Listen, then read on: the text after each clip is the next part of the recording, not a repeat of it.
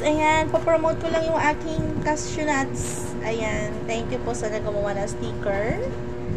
Ayan, sa paggawa ng sticker. Libre yarn ng sticker natin guys. So, format by Sisi Melody Avan. Ayan, and this one guys ang ating packaging. So, meron tayong packaging.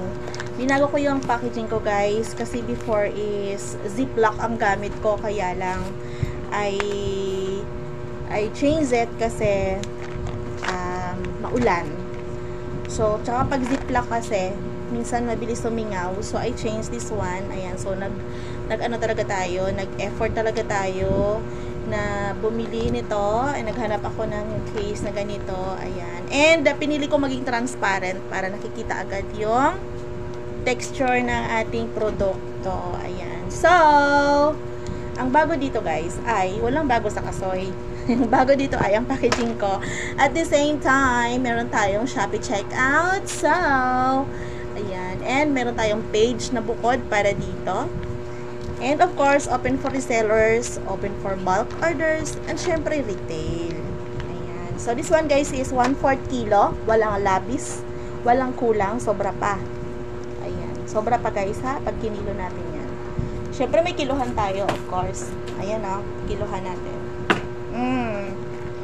So, ganyan siya guys. Not that perfect ang ating sticker, pero maganda na siya para sa akin. Ayan. At pagagandahin ko pa yan guys. Kasi ito, yung kasing texture ng, yung quality na texture, yung quality ng ating paper sticker ay manipis. So, mas bibili pa ako ng another paper. Ayan. Pagagandahin pa natin yan guys. Para kapag ang reseller natin ang kumuha, syempre, presentable din. Ayan. So, binalik natin to guys kasi medyo nakakaluwag na ako sa aking schedule.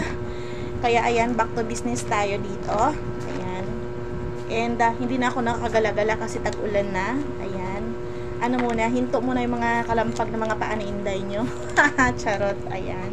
So, sa mga hindi pa naka-follow dyan, mag-follow na kayo guys. Subscribe, mag-follow, whatever. Charot dyan. Ayan, and shout out kay Sisi Melody. Thank you so much. Ayan. Perfect to guys, lalo kapag nagda-diet kayo. Pang alternative sa carbohydrates. And, syempre kapag may nuts kasi gamot din siya sa